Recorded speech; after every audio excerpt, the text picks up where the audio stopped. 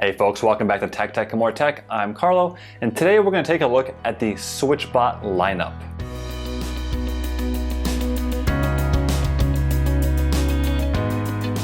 As always, if you prefer a written version, head on over to techandmoretech.com or check the link in the description just below that like button.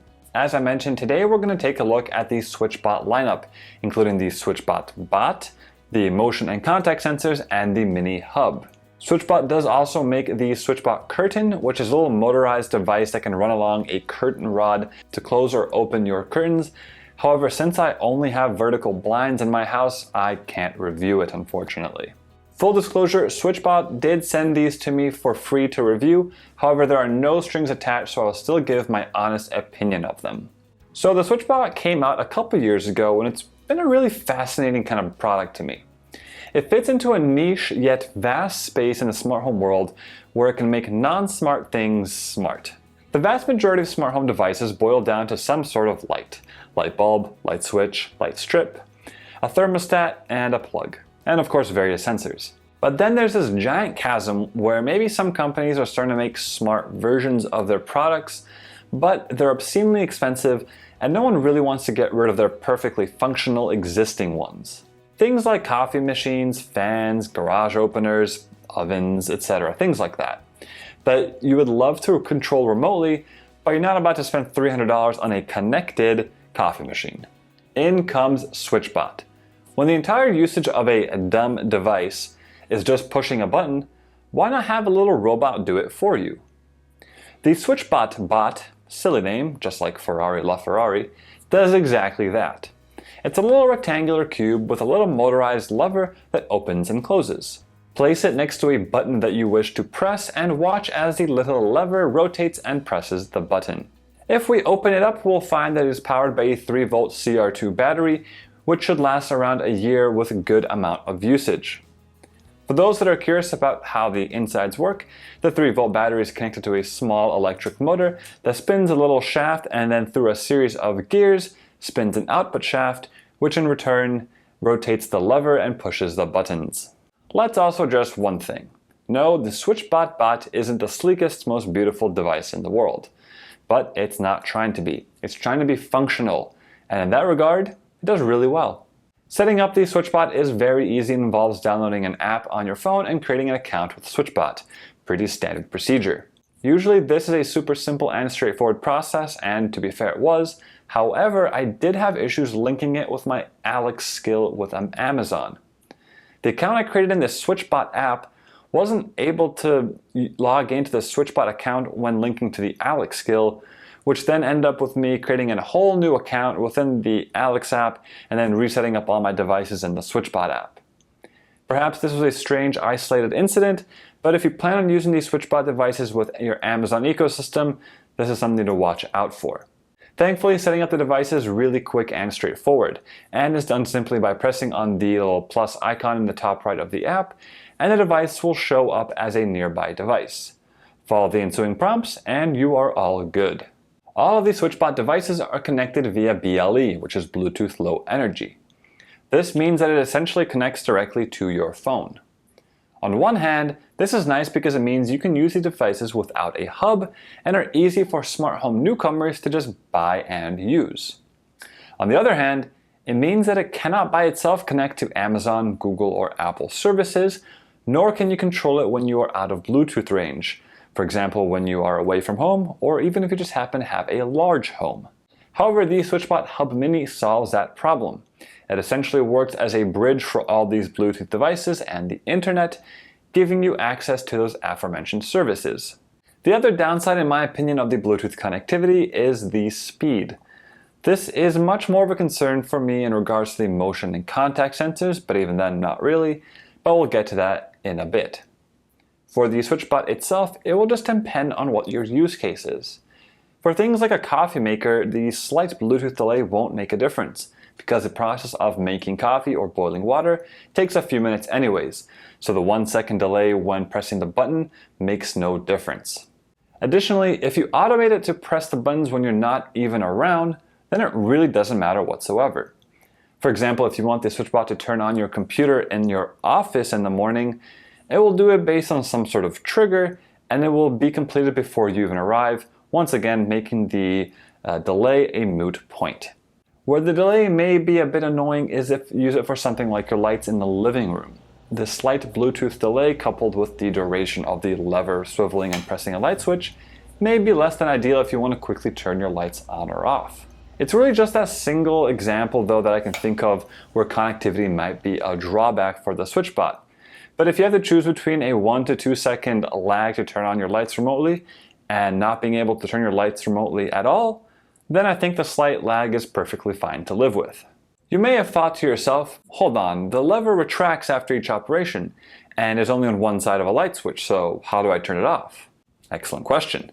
And the good folks over at SwitchBot have thought of that. If you look closely at the lever, there's a little cutout.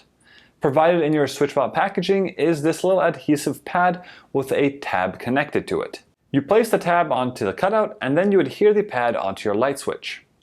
In your SwitchBot settings, you can change the mode from press mode to switch mode.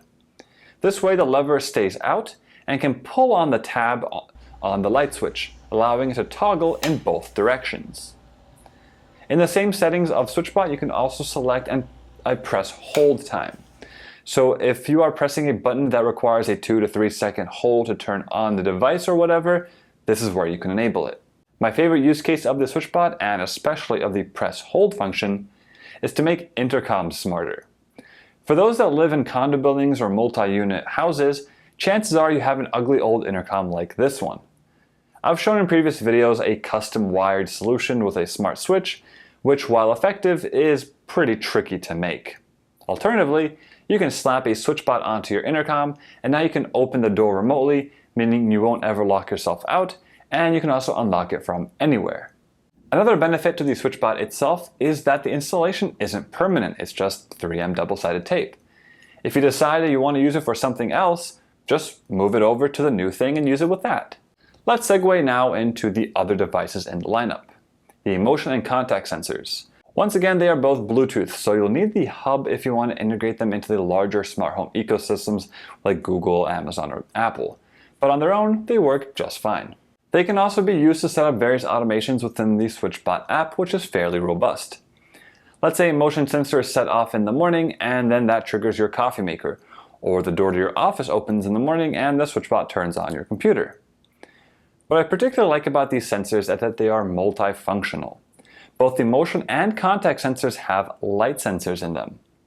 So what this means to me is that you can use this to automate certain things based on how dark or light it is. For those of you that have seen my automation videos, you'll know that for a long time I used to use time of day and time relative to sunset to determine when to turn my lights on.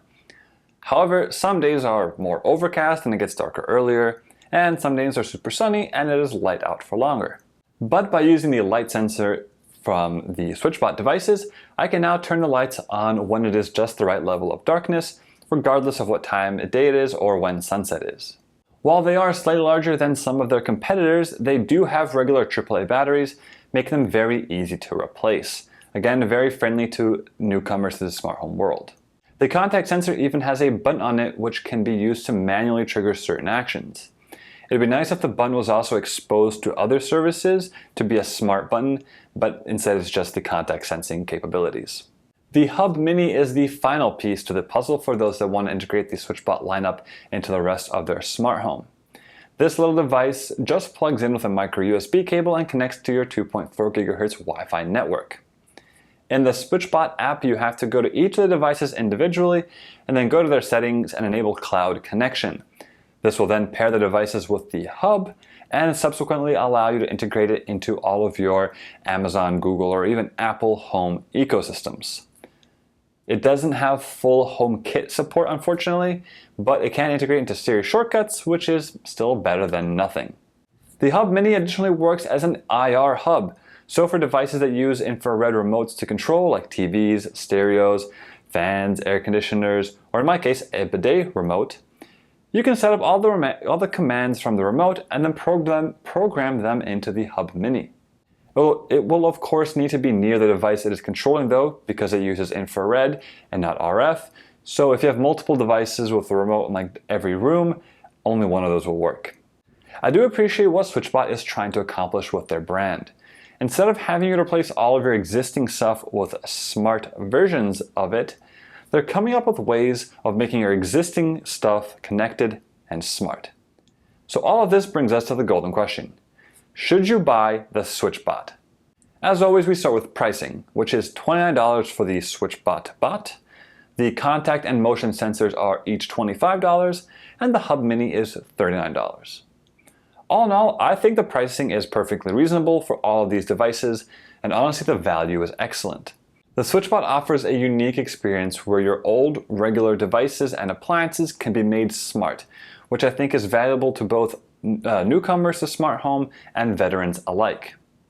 It's also perfect for renters that can't make more permanent changes to their homes, like replacing light switches, but still get all the benefit of a smart home life. I can say that for sure I recommend the SwitchBot. It's a unique device and is well made and works wonderfully, and definitely has a place in my smart home. As always, thank you so much for watching. If you liked the video, be sure to like and subscribe button for plenty more videos to come. If you have any questions or comments, please leave them down below and I'll get to them as best I can. And until next time, see ya.